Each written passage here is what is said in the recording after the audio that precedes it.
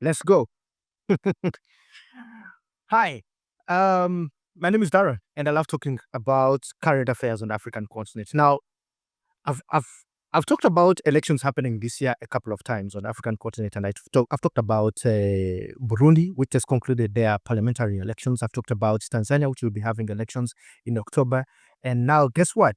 I know that Malawi will also be having elections this year. And the most interesting bit is that the police came out and warned um, religious leaders, or prophets or pastors. These guys usually come out and predict the outcomes of the elections. And they warn them against doing that because one thing they will do is that it causes chaos after elections, which we would call maybe post election violence. Now, let me just take you back a little bit. In Uganda, around 2005, coming to 2006, one of the prominent pastors in the country called Pastor Kayanja predicted, or maybe prophesied, let me say, the outcome of an election or what was going to happen during elections. And there were so many candidates there. He said that two candidates would drop off the race, but also one will die. That was the prophecy that he made. And these things did come to happen.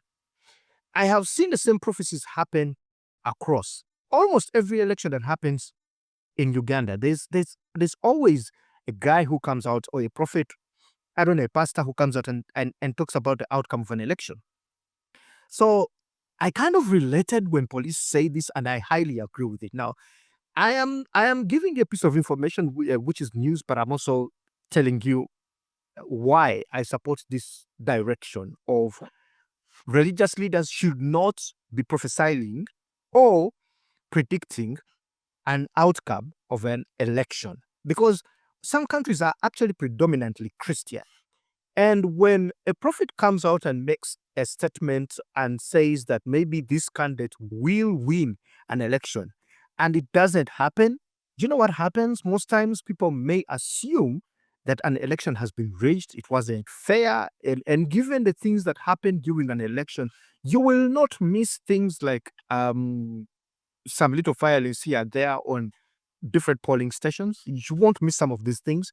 And those small things are the ones that make people to believe that, look, maybe the prophet was right, but the problem is that people turned the results around.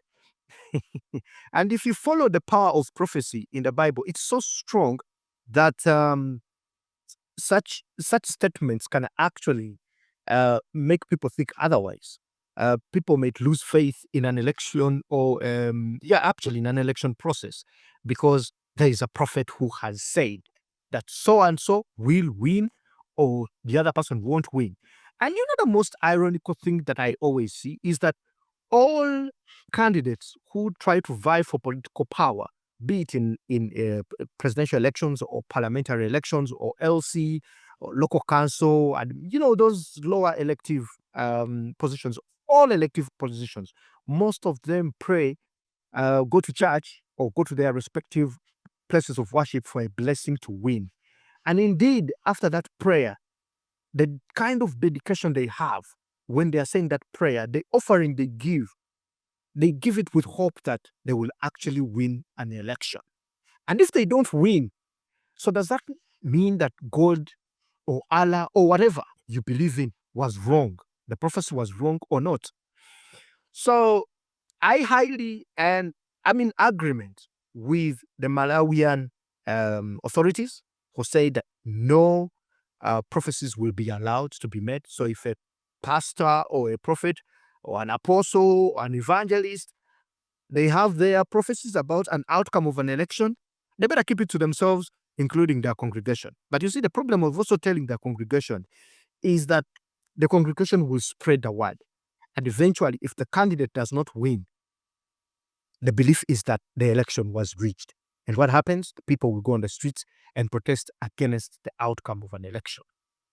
So I know it's difficult to separate religion with politics. These things worked in hand from the Bible times to today. And indeed, when you go to some countries where the religion, they say the religious sector, or they have a high say in the outcome of the elections. You know what happened in Congo when the Catholic Church, you see, they have to appease. Usually, it's the Catholic Church. I've seen this in so many places where when the Catholic Church says, or maybe has a say in a certain direction of election, usually that's what happens. So most candidates appease the Catholic Church. I've seen it in Congo. I've seen it in Uganda. I've seen it in Kenya. I have seen it. It's almost in every Christian country that you will come across. So I am in that space where I believe that religion at some point has to separate itself from politics, even when these two work hand in hand most of the times. Actually, many times I would say religion is politics itself, but they have to separate themselves from that. How about if someone gave a false prophecy? When they lied about it, that God spoke to them and showed them that so and so will win an election, and that person does not win an election. Was it a dream?